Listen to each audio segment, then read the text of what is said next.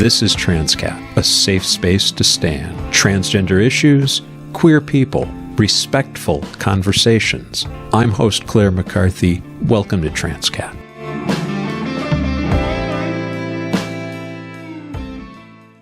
When I was growing up, there was only one late-night talk show, The Tonight Show starring Johnny Carson. Carson was the king of late-night television, and he reigned from October 1st, 1962 to May 22nd, 1992, 30 years. And in 5-year increments, he'd put together an anniversary show of clips from previous episodes. And because this was long before YouTube, we all tuned in to rewatch Ed Ames teaching Johnny how to throw a tomahawk, the many misadventures with animals from the San Diego Zoo, etc., etc. So I thought, as an addendum to Transqat's 100th episode, I'd put together a package of clips for us to revisit. What follows is a series of excerpts from the first 25 episodes. All are available in full wherever you normally watch or listen. Transqat's initial focus was on issues. Transgender issues. I genuinely could not think of a reason why anyone would want to listen to me on a podcast. But, I reasoned, put me in conversation with more informed, more experienced, more interesting people, and we might just have something. To that end, in this first segment, we have John Kalaki, the author of the book Because Art, discussing the intersection of queer lives and disability, Taylor Small on being the first openly trans member of the Vermont State Legislature, Elliot Schrafer, author of Queer Ducks and Other Animals, on how science has represented and misrepresented data about queer behaviors in the animal kingdom, Antonio Mateo Garcia on being a trans veteran, and Win Tran, whose drag persona is Jaden Jameson. Go check Jaden out, describing the intersection of gender and her Vietnamese family. That must be difficult, that transition from a sleeping state where you have all these functions and then you wake up to realize no. But you know, and the other thing is there are many gifts in my disability that by moving more slowly in the world, it's been fascinating. I can observe things differently. I also have kind of experienced a hierarchy of disability, which is interesting because I am able to walk with a cane. So people assume I'm less disabled than someone who uses a chair. Right. Or someone that, you know. Well, the loss of sensation can't be seen on the outside, right? If they see you ambulatory, they assume all is well. Yes. And so, I've learned a lot about hidden disabilities from colleagues and trying to understand a fuller spectrum of that for all of us and what that means. And I'm grateful for that.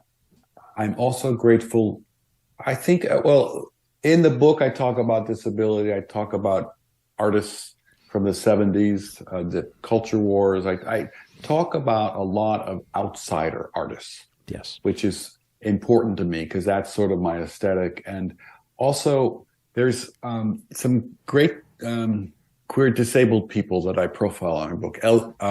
Eli Clare. Eli Clare. And you gave me Eli's book. Yes. Which was very, very powerful. Incredible trans poet and writer. And also Judith Smith, who's incredible lesbian, who uses a wheelchair, who founded the Access Dance Company, Mixed Ability Dance Company. We journey together.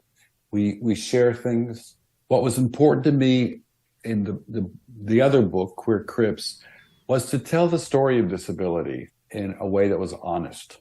Because society has what we call inspiration porn. Oh, yes. They want everybody to be happy. And all the people who just said, isn't it remarkable how far she's come? You're so brave. God. You're so brave, and you're so inspirational. So when I put the book together, it was gay men with disabilities. That was the focus of this book. And these men were horny. These men were depressed. Some were suicidal. Some were desperate. Some people, talked about the art they make from it. And all the disability presses didn't like it because it was wasn't this inspirational porn about how to overcome your paralysis. But the queer presses didn't like it either, because it wasn't the buff boys and the lipstick dykes. And what was nice, Claire, is that it came out in Routledge, and in 2004 it won a Lambda Literary Award. So I'm very grateful for that, because we were able to tell real stories of our lives. And I think, to tie it into this intersectionality you're talking about, what I appreciate about your podcast is you're telling real stories about people's lives, in the trans world. That is, these stories are not told. And like today, I read in the New York Times book review the new Jan Morris biography that's coming out. Oh my goodness, the travel writer. Yes, I remember when I was would have been either a freshman or a sophomore in college when I found Conundrum in a used bookstore that's no longer there, the Boston Book Annex. Remarkable person. If you think about some of these early people older than me, okay? I am covering my mouth so as not to say anything. But these pioneers who, there weren't many role models for them. And so I found the same thing as a person with a disability who was then running a museum in San Francisco. There weren't many role models, but there also weren't many role models for a gay man in my lifetime. As a child, there were none. Right. I remember in high school saying to my sister, I think I'm gay. And she said, I don't know what that means. What do you hope that your term in the legislature gives to queer kids in Vermont? I think at the most basic level, it's really highlighting that you can be a thriving queer and trans adult. That it irregardless of the path that you were hoping to take, that the opportunity is there for you to live your best life. And I say it in the simple way of just focusing on living your life, because I still know that the suicide risk for LGBTQ youth is, it's heartbreaking where it's at right now as a nation. And even here in Vermont, where I feel like we are on the leading end when it comes to supports in our schools, and definitely supports when it comes to our nonprofit realm. But I think beyond that, what I really hope is that I'm not going to be the last. That's it's hard being the first out openly trans representative in Vermont is an honor that I am so grateful to have, and to be able to lead for our community. And it's lonely, because that's what it means to be the first, is that you're alone in this work. Nobody else is holding that identity. And what would be more upsetting to me is if I was the last. And I do not want, and I don't think that is an opportunity that's going to happen, because what I've seen from trans youth is that they now see politics as a realm that they can go into. I see them starting to volunteer on campaigns that they hadn't done before. I even got to meet this trans woman who is in her first year of college and is doing canvassing for a local climate justice group. And she was talking to me about the difficulties of going door to door and having to explain pronouns, and, having people use the wrong pronouns in the process, and how to get through it. And I was the first person that she was able to talk to about it. She didn't feel like she could talk to the other canvassers about what was going on, because they didn't have that same experience. But she was like, I have just wanted to ask you, like, how do you get through the drudge of going door to door and having people mess up pronouns, and have them mess up your name or make assumptions? And I was like, it doesn't get any easier. I hate to say it, it doesn't get any easier. But what does get easier is when you know that you got people on your side, and that you shouldn't, one, be doing that alone. And two, that it is those small conversations, that door knock where you correct someone on pronouns, that they are going to think about that the next time that they assume pronouns of the next person. And it's how we get that culture change, is by really normalizing having the conversation, the uncomfortable conversation about who we are, and sharing pieces of ourselves with others.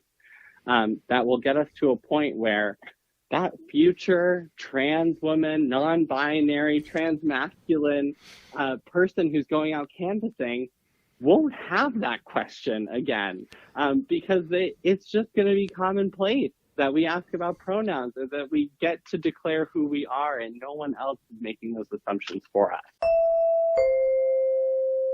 All of this exists in the natural world. And second, your book really is a call for queer people to get into the field research, and that perspective can help remedy the first point. So is it a matter of, I don't know, collusion, conspiring? Was it a deliberate decision over the course of centuries to keep any data around queer same-sex behavior in animals a secret?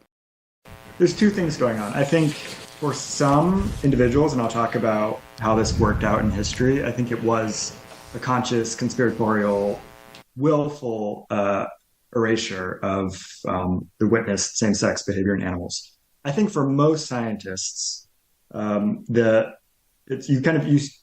see what you're looking for, and I think the majority of animal species are sexually monomorphic, which means the males and females look identical to outside eyes. Like can you tell a male penguin from a female penguin? Like most of us cannot. Penguin scientists cannot without a blood test. And so when you're looking at a pair of penguins and you see two of them coming together, mounting each other, raising an egg, you could very easily assume that they're male and female. And we just haven't thought to check. And so a lot of these unchecked biases or assumptions of 100% heterosexuality are coming from the sheer fact that we just don't know the difference between two pigeons, two penguins, two squirrels. We just don't know. But there is this, history of erasure. Part of it is out of scientists not wanting their species to have this attached to them. Like they're the sheep researcher Valerius Geist, who kind of squelched his own observations that sheep live for most of the year in this homosexual societies where the males are together in one place and the females are in a totally separate place, and they're all having sex within those groups. But he didn't want that out there about the bighorn sheep, which he saw as majestic and symbolic of America, and therefore needed to have this red-blooded heterosexual image. Tobacco chewing, truck driving. Right. But it's interesting. I mean, the ancient Greeks, who were much more open to homosexuality, and in fact were suspicious of, Plato was suspicious, wrote that he was suspicious of males who didn't like to have sex with other males because they weren't attracted to the manliness within themselves, that they must be effeminate. So it was like homosexuality was the sign of good masculinity to the Greeks. They also had a lot of observations of homosexual behavior in animals, and they noticed the hyenas, which have what's called a pseudopenis. The females have a very large clitoris that can act as a penis, and they noticed that and saw them as as really interesting third sex of animal. And this is thousands of years ago. And then in the 7th century, Isidore of Seville noticed that partridges would often, the same sex would mount the other, and he assumed it was blind desire in those groups. But interestingly, I feel like we tend to think that we're in a smooth slide one direction or another around queer rights in the Western world, but really it's been an up and down for so long. I think the 90s were another moment of cultural anxiety where it's back now in this heightened sense. When I first got in, Obama was still president. He was very supportive of everything, and it was great. And I got out just as Trump was getting into office. A lot of rapid changes between those two administrations, right? Yeah, it was a big difference because it was already taboo still when Obama was in office. But as soon as Trump got in office, that kind of the stigma just got so much more negative. So since I was a new veteran and not just active duty anymore at this point, when I was first getting services, luckily I was able to get top surgery, but even then it was very much like of a struggle.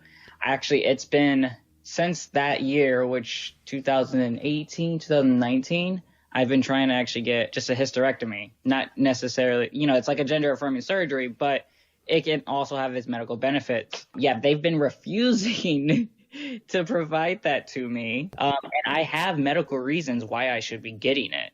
But simply because my main reason of getting it would be gender affirming reasons. It's been such a battle, and they've been finding every little excuse to not provide this surgery for me.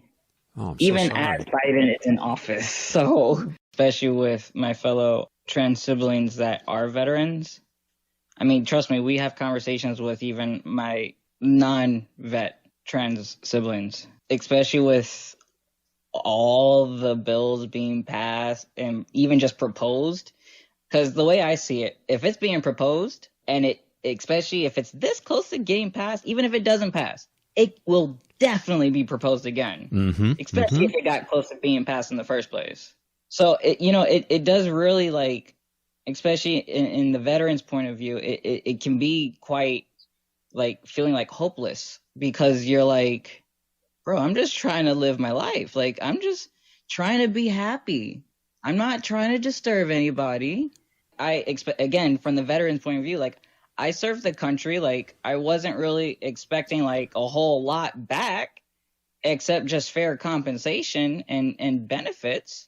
They're making it seem like it's so much we're asking for. Yeah, I've seen arguments by politicians that providing the health care that that trans vets ask for would just bankrupt the country. People walk around saying, thank you for your service, but when it comes to actually tangibly thanking you for your service, let's think about that a little more. It's kind of like what the other, I'm not going to go into detail just because, it can be triggering to some people and I want to be respectful, but of all the other things that are going on right now, all you see is these politicians saying, basically thoughts and prayers. But so how do we know it's like authentic and sincere if all you're doing is just saying it? You're not actually doing anything about it. You're not making a speech about how it's wrong. You're not making a speech on how anything is right or fair or equal. All you're saying is thoughts and prayers and moving on and acting like it didn't happen. Mm-hmm. And again, this isn't just for like the other stuff that's going on. It's with the transgender community in general. They're just trying to push us under the rug and act like we don't exist. But I'm sorry to tell you, we're here and we very much exist and we're not going anywhere. So how about we just come together and accept each other? Okay, so my name is Win Tran. My pronouns are she, her, hers in this form. My job actually is I work for Transqat.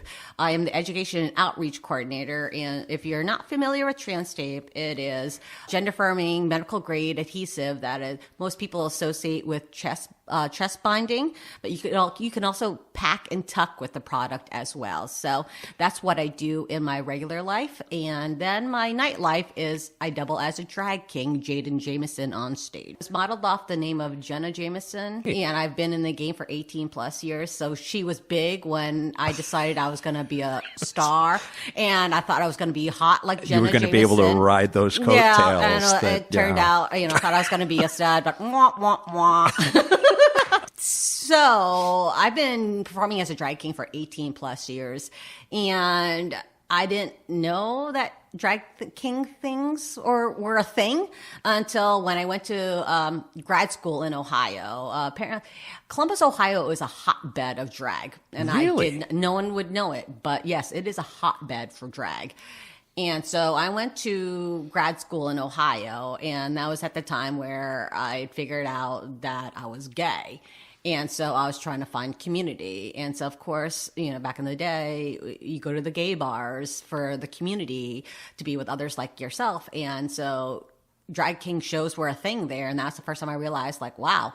And there was a drag king troupe called the Royal Renegades. And I went to their show and I saw what they were doing. I was like, I'm a kind of a ham too. I think I can do that. I could do that. And it was very appealing to lean into the masculinity. I'm from an immigrant family. I'm a refugee. So my family and I came over in 1980, and I'm what you call fresh off the boat, FOB, back in the day, boat family. And I grew up in a dynamic where I constantly heard, you're a girl, you don't do this, you don't do this, you don't do this. Whereas my brothers were given a free pass and everything. And I would see what was happening in front of my eyes, even though trying to make it as a woman in America, you have to be just as good or as aggressive because the way, society has been set up. So my femininity was being sold to me as not a good thing because my opportunities were being limited. Was that sort of gender clash just after you got to the States, or originally were you finding the same sort of limitations before you came? I got to the States when I was 3, so I don't have much. So I don't remember much prior to that. Fine. We'll just talk about the post-3 experience.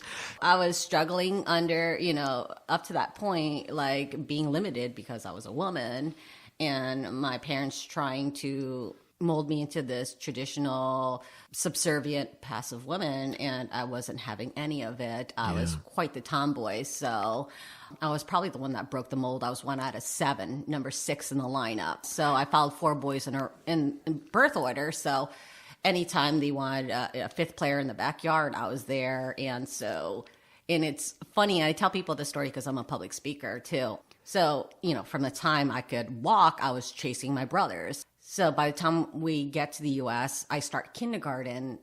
Athletically, I'm an assassin because I was advanced hand-eye coordination wise, but in terms of playing with 4 older boys, I had to get smarter in my head because I knew physically I couldn't compete, so I had to be smarter. So this is back in the day, when dodgeball was still allowed in the elementary schools, and so I was imagine this. So Asian girl, 2 pigtails, long hair down to my butt, bangs cut too short, right? And my handle in English was not strong because I got to the States when I was 3, and I was in a household that was predominantly Vietnamese, so my English was not very good. So I was a very quiet kid. But once you got me into gym class and I could understand the rules, they put a dodgeball in my hand, and those poor boys, it felt like a scene from Kill Bill where the Asian girls, the school girls, just annihilate everyone. These poor, white boys got their asses handed to them because this little Asian girl who doesn't speak a word in class was like, and it was hilarious because my gym teacher at the time was the high school varsity softball coach, was like, this kid right here. This one has the energy that we need. This is it. And so from that point on, he was actually grooming me to become one of his softball stars when I hit high school. So as I was growing up, through the elementary, he would pit me against the boys in gym class, like your captain picked. So that's what he was doing, was grooming me as a leader. Yes. That was my someone guiding me towards that leadership piece that was happening. And I'm very grateful for it because, that's where I learned to use my voice, because people started looking to me as a leader and taking direction from me.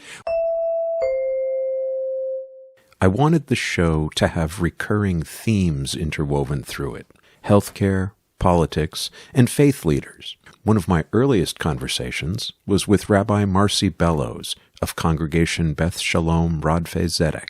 You've got this passage where there seem to be a number of disparate rules, if you will, all of which are saying, let's not combine things. How do you interpret that? So this is not necessarily how I interpret it, but here's how it's traditionally been interpreted. Okay. As Jews, we are very much encouraged to interpret the text, and we have recorded 2,000 years at least of interpretations that we study, and we're encouraged to add our own voices to it. And I love when someone discovers a text for the very first time and to tell them that their voice matters just as much as Rashi from the 1400s, the 1200s. What's happening in this text is something that happens in a number of texts throughout the Torah, which is distinctions, separations, separating one thing from another. So you have the categories. You have your oxen and you have your donkeys. You have your wool, you have your linen, one seed of, one type of grape, one other kind of grape. And they're not to be mixed. For whatever reason, things belonged in their categories, and the Torah is so concerned about this. Mm-hmm. Part of it, I believe, and it seems to be part of the general interpretation, is because Jews, the early Israelites, are making themselves distinct from everything that came before, the pagan religions that existed. And so as the first monotheist religion, at least in Western civilization, we were creating categories. It doesn't mean it's okay, the categories they create, but nonetheless, that's what's been handed down. So when you're mixing the category of male and female, the Torah at least says you're not to do it. However, when you start to get into rabbinic interpretation, there are 6 genders recognized in the Talmud. So in the year 500, there are 6 genders discussed. I actually found an article written by Rachel Scheinerman on the myjewishlearning.com website that is going to identify 8 different genders, which is even more exciting. 8 different genders. And they seem to be based on different biological characteristics that people were born with or without. The reason that would be important is, as Jewish law is created and developed, there are certain things that those who identify as male must do, and there are certain things that those who identify as female must do or not do in many cases. Right. And so figuring out who's male and who's female, creating that binary is super important. But in the meantime, when you have exceptions, what are they going to do? So number 1, you have Zachar, which is male. That's going to be your just basic male, right? You have Nikeva, female. Okay. Number 3, your chocolate and your vanilla. Yeah. Right there. Yeah. Right. Chocolate and vanilla. So now we get into, Rocky Road and Cherry's Jubilee and everything. So number 3, androgynos, having both male and female characteristics. 4 is tumtum, lacking sexual characteristics. So if you're born without any sexual genitalia, and I'm sorry if any of my terminology is not correct, but I also think that's like asexual individuals. It's calling attention to that state of being. Number 5, Elonit Hama, identified female at birth, but later naturally developing male characteristics, which we certainly know that happens. Elonit Adam, identified female at birth, but later developing male characteristics through human intervention. 7, Saris Hama, identified male at birth, but later naturally developing female characteristics. And then 8, finally, Saris Adam, identified male at birth and later developing female characteristics through human intervention. Wow. And so not only did the rabbis recognize these many genders, but they also had a tradition. There was one line of thinking that said that the very first human being was both genders. Lucas Newman told me about grappling with Scripture as a Baptist and as a trans man. How attached were you to your church? What denomination are we talking about? Baptist. I'm okay. Baptist. Oh, okay. So hardcore, I'm a Christian, yeah. not big LGBTQ friendly. And I still very much so am. I still very much so have ties to my religion. It took a wonderful friend by the name of Amaria that I had spoken to when I was in college at Fisk University. So we're jumping to Fisk now. And I was struggling with that, actually, right before my transition was with my religion. And she was just like, hey, before being so hard on yourself, she was like, you really need to sit down and do your own research. You really need to sit down and digest and pull things apart for yourself before you decide to just completely, sever your relationship with, your religion. So I took her advice. So I decided to sit down and do that research. There is a wonderful, beautiful documentary called Fish Out of Water, but it's done by a lady who went to Vanderbilt. And it is a beautiful documentary, especially someone who is Baptist or, Christian and deals with those verses and things that come out the Bible, because they break those verses down academically. Because, a lot of people don't know like how many hands the Bible has actually passed through. So, there's so many like edits to things, and no one knows what the true meaning of it was supposed to be. Right. The initial intent was what it was for. Yeah. So you started looking at that sort of stuff. Yes, and picking it apart. Yeah. So I and with that, I honestly feel like I saved my relationship, with my God, and yeah. So I still very much have my ties. I still very much will go to church. Will worship, and I will be in my own spiritual space, with my God. So I still have that. Legislative and policy attacks on transgender youth have kept that subject in the fore of our programming over the last 4 years. Next, we hear from Taryn Degnan, the son of friend of the show Rebecca Degnan, who tells us about navigating elementary and middle school as a trans man. Tony Ferriolo told us about helping trans youth express themselves through artwork. And Celeste Lacine recounted how they came to found the Trevor Project. So I want to say along the lines of that, like how people also say that like people are too young to be around these kinds of things.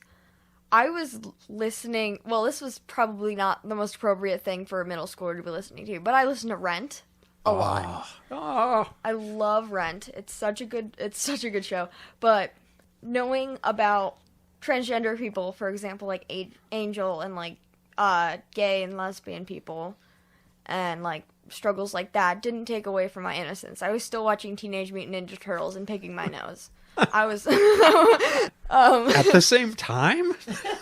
Oh, it was a skill. Okay. Yeah. All right. Yeah. No. We'll come back. We'll do another episode on because I have questions. And you know what I hear a lot from parents? My kids just want to be kids. Right. You know, they don't want to have this cortisol being released constantly to be super vigilant and so stressed out. You know, I just want to do, hang out with people and pick my nose and watch Ninja Turtles and, you know what I mean, do basic kid things. And our LGBTQ youth don't have that opportunity. Right. Yeah, because like right now I'm trying to desperately relive the childhood that I never had. Because I had classical female childhood. It's not my parents' fault. I just wanted to disclose that because my mom's right next to me and she's looking at me. If anything, being closeted takes more away from a childhood than knowing about somebody who is transgender or part of the LGBTQ community. You just lose that part of yourself, that representation. You're confused. You're scared. And I know especially, like, for me, I didn't understand why nobody liked playing sports with me. I just want to play football. Yeah. During recess, I just wanted to do that. I didn't understand, like, why I didn't get, lightsabers on Christmas and instead got Barbie dolls. Being accepting of your kid and, like, letting them know about these kinds of things will not do anything to them. If anything, it will help them have the childhood that they want and that they deserve. So I started getting calls from the state of Connecticut, emails saying, listen, I got a 6-year-old, I got a 5-year-old, and nobody was working with these children. I'm an artist, as you can see from my space, and the way I got away from self-harm is I started creating years ago. I started painting. So I thought to myself, the concept of the art group Create Yourself is create, don't cut.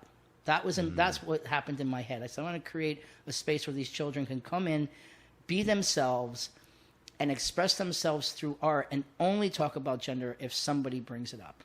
And thank you, Planned Parenthood in New Haven, because that was the place who gave me the space the first time I was doing the group. So I didn't know where to do it. And they were like, we'll do it. Gretchen Raffa just always steps up for me. And she was like, yeah, Tone, use a conference room here. So it was on a Tuesday night. And I would sit in this conference room, which was glass enclosed, with maybe 4 or 5 little trans kids. And their employees would walk by and be like, what's this guy doing here playing with Play-Doh? Because that was their favorite. We used to play with Play-Doh. They used to say, let's do Italian restaurants. So I'd be making pizzas for them. It was awesome. It was awesome. But one day I was prepping the group to do holiday cards. So I had, construction paper and, a bunch of stuff on the table. And this one young trans, at that time, was identifying as non-binary, but now has since said I'm trans. And now they're, oh my goodness, I think they're a freshman in college now. But they were 6 at the time. And they came in, they used to come into group, go into the bathroom, change into their girl clothes, come into group, after group, big sigh, go change into their boy clothes, right? So she came in, and she was usually very happy, but she was not happy. And I said to her, what's going on? She says, I'm sad. And anytime, no matter how old a child is or an adult is, if I'm in a group and somebody expresses an emotion, I always say, how many of us has been sad? And that's what I said. I raised my hand. All of the kids raised their hand. So I just, for some reason, said, okay, everybody, let's draw what sad feels like. And on the back of the paper, write down what your picture means, because I want it coming from your words. So Hannah, she draws 3 different color circles with like a tornado coming out of it. And she says, it sucks the life out of me when I can't be who I know I am. There was one kid that was so young they couldn't write, so I wrote it for him. They told me what it was, right? So super cute. And I realized at that second, I mean, it was like, this is good stuff. Yeah. This is a good way to help parents, educators, mental health providers, to understand. You'll never understand what it physically feels like to be a trans or non-binary person if you're not. But you can certainly kind of have compassion through those drawings and say, wow, they're really suffering. If you don't get your hopes up, you're going to be just as disappointed if you get your hopes up or you don't. So why not, she said, use the next couple of months to really experience what it's like to win. And if you don't win, then you'll at least have had the experience of like what it feels like to win. And if you win, then you'll be prepared. And that seemed to me like the most incredible advice I've ever gotten in my life. It turned out that the film it did win. It was nominated, and it was the film that won. It wasn't me as the screenwriter. It was the film that actually in that category that it gets nominated and wins. At the time, I was doing my show in New York off Broadway, and the idea of flying all the way to LA, it was too crazy because I was doing, in fact, 2 solo shows at the same time during that period. So it was quite a challenge. And I just decided that I would watch it on TV, and the director and the producer received the award, and they mentioned my name, and it was a thrill. It was a thrill of a lifetime. But I think in perspective, what happened afterwards was truly the great miracle. That was really the great miracle, which was when HBO agreed to put it on television. We were able to get Ellen DeGeneres to do a wraparound presentation. And this was just after she had come out in 1998. So she was super famous and everybody was going to watch it. And me and the director and the producer, we started to put it together we found out there was no suicide prevention lifeline specifically for gay and lesbian teenagers. So we quickly became a nonprofit, found a lifeline to be able to work with, train them. And that first night when Trevor appeared on HBO, there were over 1,500 telephone calls. Not all of them from young people in crisis, not all of them from young people who identified as queer, but all of them felt something. They felt something about Trevor moved them and they wanted to reach out. So we quickly realized the importance of the Trevor Lifeline. And, that is something, the Academy Award helped make that happen. And that was truly, for me, the real miracle. I can't imagine there are people who aren't aware of the Trevor Project, but talk a little bit about that. This year is the 25th anniversary of, and it started out as just a phone line. It was a voice-to-voice, life-to-life connection. And then sometime, in the 2000s, they added Trevor Chat and Trevor Text and Trevor Space, which is like a kind of Facebook for LGBTQ plus young people. And, it's now serving Mexico as well. And I think the idea is very slowly they're beginning to make it more international. It'll be really one of those things where they have to do it very slowly and be culturally competent in each one of those countries. Right. And Mexico happened a couple of years ago. So last year it happened. And so it's really there for generations of young people to be a safety net, to a place where they can turn and have the kind of life-to-life connection just to be able to begin the arduous process that we all have to go through to tell our own story. Queer people, I've learned through producing this show, are creators. Over the last 4 years, I've spoken with authors, actors, directors, cartoonists, dancers, photographers, radio hosts, poets, and fellow podcasters. In the queue, we have Dan Wogue, the author and activist and Connecticut queer icon, Dana Simpson, the writer and artist of the comic strip Phoebe and Her Unicorn, Jadzia Axelrod, the writer of the DC graphic novel Galaxy, The Prettiest Star, and lastly, my dear friend, photographer Sam Avery. America, in general, tends to react to new things with a bit of suspicion, with a bit of othering. I was thinking that there's something of an analogy there with America dealing with queer issues and queer people, that we're still 30 years on from your book, which we're going to talk a lot about here. We're still not in a place where queer people are entirely safe. We're not in a place where even your average well-intentioned person feels well-informed or comfortable talking about it. And I was wondering if there's a metaphor there. I think it's a great question, and I think you're onto something. And I think it comes both in soccer and queerness from a place of ignorance and fear. The ignorance, you're ignorant about soccer because you grew up with basketball and football and baseball. And soccer comes from Europe and South America. You're ignorant about LGBTQ issues because you grew up in a straight world and you saw straight role models and you saw guys and girls on TV and in movies and you saw your mom and your dad, and you are ignorant that these other types of sexualities are all around you.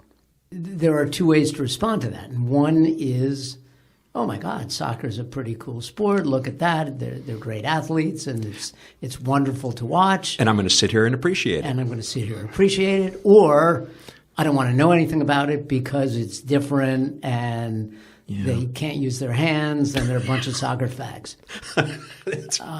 Or, wow, I didn't know that, two people of the same gender could love each other.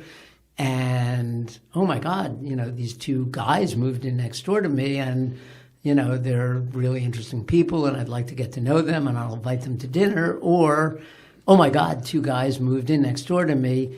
What's happening to my world? Whereas if you open yourself to it, you will find queer people with the same value set as you, with some of the same experiences, and an awful lot where you can relate. Sure, and you'll find that their experiences are different. What was it like growing up in a family where you felt differently? Oh my God, I was adopted. I felt different because I was adopted. Oh my God, I'm left-handed. And, I pick up a scissors and, it's not meant for me. It's not made for me. If you are able and willing to open yourself to those different experiences, then the world opens up and you become a full, rich person. If you fear it, for whatever reason you think it is a threat, then you shut yourself off and you live a pretty lonely, cloistered life. I don't know how much of that is just me being trans and how much of it is just society having shifted. Because when I was a kid, I feel like, and I'm sure you could say the same, we're both of a certain age. I feel like when I was a kid, the ideas about what was for what gender were just really different and much more rigid.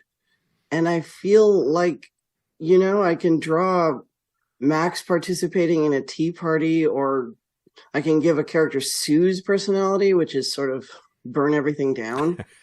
Sue is based on a real person. My friend Lou, who is, as are so many of my friends, somewhere on the gender spectrum other than one of the binary poles. A lot of my characters are young. I often feel like if you check in with a lot of these kids in even 5 years, they're going to be all over the map in terms of gender expression. They're like 9 years old. They're just the beginning of this particular journey. Sue is going somewhere weird, and it's going to be fun, and it's going to be beautiful. And I almost kind of want to like write a strip about Sue when they are 16 years old, where this is leading. Yeah, I don't know. I think the ways that I'm sure that the way I write characters is influenced by my being trans, but I'm struggling to come up with the specific ways that it is. I think the big one that I can say definitively is just that being trans liberates you from conventional ways of thinking about how people are, which seems like something a cis person could also achieve, but being trans kind of forces you. Who knows? I wonder if it's weird that I haven't written a lot of explicitly trans stuff. Like, you know, as a trans person, I'm probably the trans writer I know who has the least amount of explicitly trans content. Like, apart from some stuff I've written for anthologies and stuff. Dorothy's a legend. I'm glad I got to work with her for a few years. She edited Calvin and Hobbes. She edited The Far Side. She edited Doonesbury. She edited just innumerable great comic strips over her long and storied career, and I had her for a few years right at the end, and I'm kind of in awe of her, honestly. This is somebody who's got her fingers on every strip I ever loved. Some of the comparisons are pretty obvious in terms of the young kid and the talking animal, but the important distinction for me between Phoebe and her unicorn and Calvin and Hobbes is that everything wonderful and colorful and imaginative that happens in Calvin and Hobbes is only happening in his head. Yeah, Calvin and Hobbes is about imagination. Right. And Watterson would sometimes pull back, like they used to at the end of Winnie the Pooh specials, to sort of remind the viewer that, no, it's just a raggedy old stuffed tiger, and everything else, all those beautiful Sunday strips with the dinosaurs and the spaceships, that's all in his imagination. In your strip, all of the wonder and the glory is real. And as a trans woman, I took that as a bit of a metaphor. I don't want to be thinking that anything that might be beautiful or wonderful about me only exists in my head. I want to be able to look in the mirror and see something pretty, see something beautiful and engaging, and all of those things that Marigold is, and all of the side characters, you know, all of your goblins and I'm forgetting the name, but the candy puking dragon, Todd, right, makes me laugh every time. But all of those things are real. The way you and I had to make ourselves real. This is why I love doing interviews like this. You've just given me something to think about and maybe taught me something about my own work. Because I absolutely think you're right about that. I think that is I think that was a conscious choice. And I think maybe even related to the trans thing. In fact, I may steal that and start saying it. It does actually feel like that. Like in Calvin and Hobbes, it really all is just happening in this kid's imagination. And it's about the power of imagination, but because when the camera pulls back, you do just see Hobbes is a stuffed tiger and Calvin is just talking to his stuffed tiger all day. Watterson used to say, like, he didn't do merchandising at all. And he would say, I don't want a toy maker resolving the issue of Hobbes' reality. My man, you resolved the issue of Hobbes' reality. You were very clear where that line is. Yeah. And yeah, you'd be surprised how often I have to explain to people. Or like I read like a story about a little girl and her imaginary unicorn friend. Marigold's not imaginary. She, within the world of the strip, she is as real as any other character. You can tell because characters who aren't Phoebe interact with her all the time. Right. She has a spell called the Shield of Boringness, which doesn't so much hide unicorns, it makes them seem unremarkable. It's something that they use so that people don't go, oh, a unicorn, and mob them. People just go, oh, hey, a unicorn. Anyway, what's the score? Because I wanted to create a little piece of DC real estate, I'll be honest. And so I got to. So Ozma Gap is mine. And it's just a weird little southern town that's also kind of has this retro futurism gone to seed look, which is something Jess and I talked about a lot. And it's a wonderful little place. Just the worst pizza you've ever had. We don't go into it, but one of my little things is like, what is the food like in fictional cities? And I will tell you, it is canon that in Ozma Gap, just the worst pizza. There are, all throughout, there are these just amazing lines if you grew up closeted. And I did as well. And things that, and I don't know if it reads the same to somebody who's cis and het.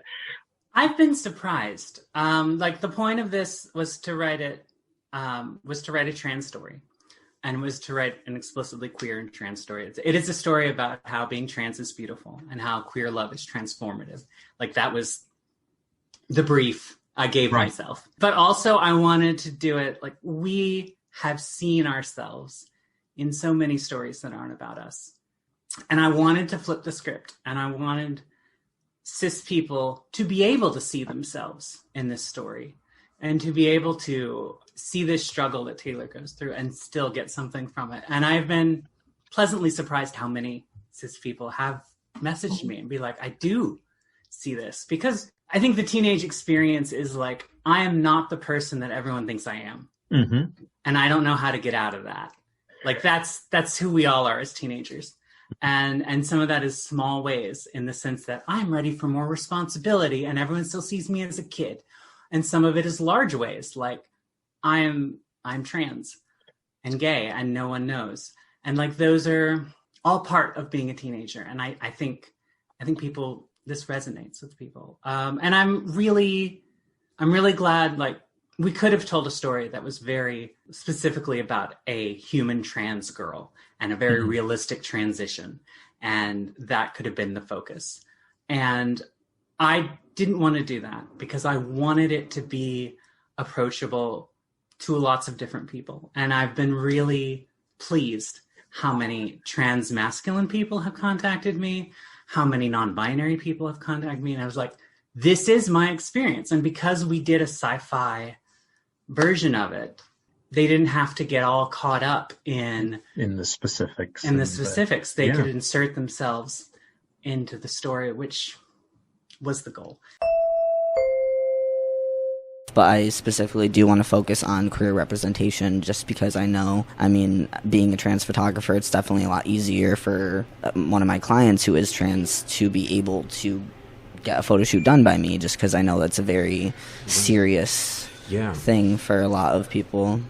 I am very seriously considering asking you to work with me on something, because I've had bad experiences with photographers, and I would love to have a good one. I'm so scared, Sam. I've looked at the prices and I've thought, okay, this could be something that makes you feel really good about yourself, but I'm scared. Talk me into it. So I've had a lot of clients say this exact same thing that you're saying. It's their first, some of them it's their first photo shoot as they are now. And I tell them that me being a trans photographer, I understand to an extent what you go through. So I try my best to really capture that in my work and in my art, and I turn you into art. I really do. That's one of my main things that I tell people, is that I want to be able to capture someone and capture someone's experience and turn it into art that later helps them kind of see their experience in a different light and become more confident. And they're like, oh wow, like I can become art, like that's crazy. And I've gotten the feedback where they've said that, like, wow, yeah, this has helped me, and it's helped me view myself in a more confident way. Like, they're more confident about themselves, and that's really, really what I want to do with my work, is to make queer people feel more confident in themselves, because they should. That's me. Like, wow, that's me. That's me. Yeah. That's what I want.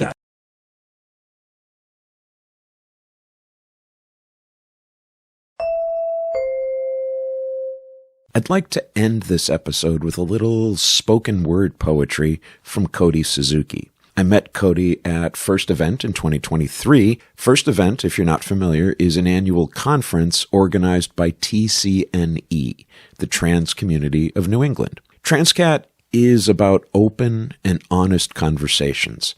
My guests talk, I listen, I ask a few questions, and I do my best to showcase their stories. Cody, by contrast, offered a performance. Feel free to snap when he's finished. Hi, my name is Cody Suzuki, As a member of the trans and non-conforming community, I find that using and sharing my innermost feelings, relationships, and life experiences through writings, poetry, and most of all, spoken word. What I decided to do was share something that I wrote during the pandemic, which also brought us really right back into our core being. So this is titled, Where Do I Begin? Where do I begin? Was it at the cutting of my cord? Or was it that first gasping breath to a rude slap on my ass with a glimpse of genitalia? Gender reveal. Genitalia. Is this the only description of my birth into humanity? And what does it really mean to be human? Where do I begin? Was I really me floating around as a chromosome? Am I only some wrong, misplaced, misjudged chromosome? 23 and whoops, here's me. Perhaps I just came down suspended on an ether or a thread. Or could I have possibly flown in on the wings of a stork? Oh, perhaps I can't even remember something from before. Almost like a deja vu. That long ago, a long last gasping breath. Where do I begin? Could it only be as simple as a toss of a coin? Heads or tails that determines what it is between my loins? Is it all just my father's seed that tells of my gender and creed? A perpetual family tree, left deciding the he or she. And is this really me? Am I only this DNA? What if our DNA simply meant human? Oh, how I wish DNA could stand for do not assume my gender this way. Where do I begin? Perhaps I do remember something from before, and I can go beyond to a place I am so fond, with a feeling, a knowing, a vision, a scent. Seems so unreal, yet I see, taste, and feel, as if my soul is alive in a flesh I've never met. What of this mesh of soul to flesh? Where do I begin? This age-old question has truly set in.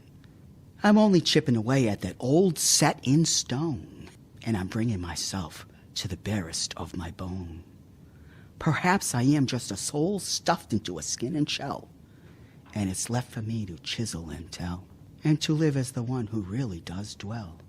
Perhaps I go before and beyond, and this is the place that I am so fond. This is where I begin. Thank you very much. Thanks for listening and for celebrating the show's anniversary with us. Transqat was created on the premise that the queer community and potential allies might benefit from content created by and for us. I want the show to be a voice for dispelling misinformation, archiving people's stories, and creating a better understanding. I honestly don't know if this show achieves any of that. And there are periods of real despair and isolation. Is there an audience for a show that isn't bombastic clickbait? Is this work helping anyone at all? I don't know. And I find myself, as always, thinking of the words of the philosopher from the great state of New Jersey. Is there anybody alive out there?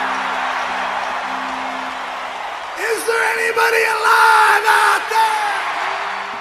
If you're alive, if you're listening, if you're feeling that same isolation and despair, reach out.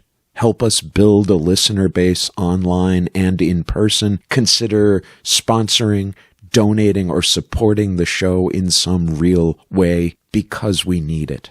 What I do know is we will be back soon with episode 102. This has been Transqat. I'm Clare McCarthy. Thank you as always for listening, and let's talk soon.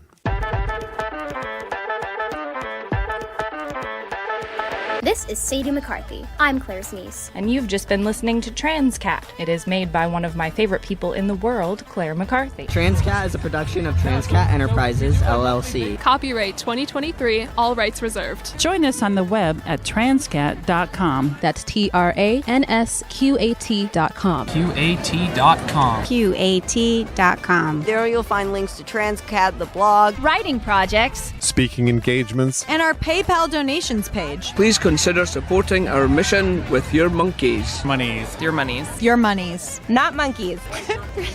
Please consider supporting our mission with your monies. Any monkeys will be gratefully received as well. Follow Transqat on Instagram, Facebook, Twitter, and YouTube. On TikTok, we are at The Real Transqat. Want to tell your story on air? Or ask Claire a question? What is the deal? She has all the answers. Or suggest a guest or topic for an upcoming episode. Use the contact page at the website or email her directly at crmtranscat@gmail.com. crmtranscat@gmail.com. And thanks for listening. Thanks for listening. Thanks for listening. Thank you for listening. Thanks for listening. Thanks for listening. Bye.